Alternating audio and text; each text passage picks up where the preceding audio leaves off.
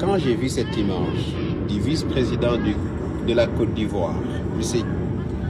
Tiemoko Poné, et du général Michael Langley, le haut commandant de l'Africom, les forces américaines en Afrique, j'ai eu très peur. Ça m'a rappelé les tractations de Jacques Foccart entre Abidjan et Libreville au Gabon, pour tenter de convaincre Houphouët-Boigny et Bongo Père de faire de leur pays les bases arriérées des rebelles Biafra. Les tractations de 1966-1967 jusqu'au déclenchement de la guerre et même pendant la guerre. Cette guerre du Biafra qui a été déclenchée par un désir des Biafrais, de certaines ethnies du Biafra, de proclamer leur indépendance pour éviter en réalité que le Nigeria soit une fédération et que cette région pétrolifère remplie d'uranium soit contrôlée par l'État central.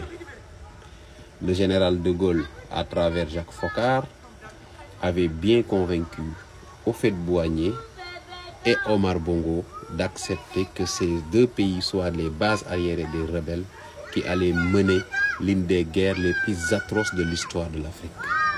28 mois de combat, 1967-1970, des centaines de milliers de morts. Tout le monde se rappelle des enfants affamés. Allez voir les ouvrages, allez voir les articles qui parlent de ça. Aujourd'hui, on ne parle plus du Biafra, mais du Burkina. Il n'y a que les B qui les unissent.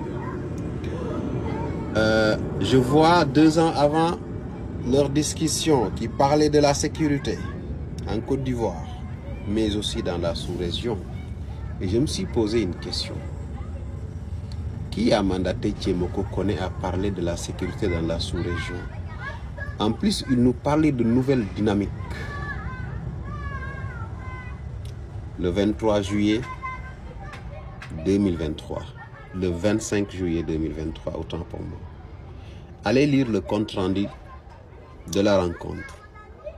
Ils ont parlé d'éducation, ils ont parlé de coopération militaire, de sécurité, de lutte contre le terrorisme. Mais ils ont beaucoup insisté sur la nouvelle donnée sécuritaire au niveau de la sous-région.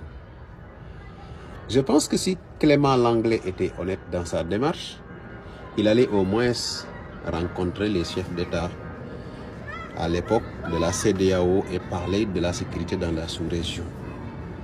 Veulent-ils faire de la Côte d'Ivoire leur base arriérée? Je ne sais pas. C'est juste une question que je me pose. Mais je fais juste une recommandation. Monsieur Tiemoko, ne faites jamais l'erreur qu'avait fait Houphouët-Boigny en acceptant que son pays devienne la base arriérée de ceux qui détruisent son propre voisin. Ça fait partie des plus grands regrets de ce grand homme. Il a essayé de se rattraper, mais la balle était déjà jouée. Donc, n'acceptons pas de servir de cachette à ces ennemis qui veulent détruire nos voisins. Tous les pays africains doivent refuser que leur pays soit une base arriérée pour une quelconque guerre ou contre un quelconque État.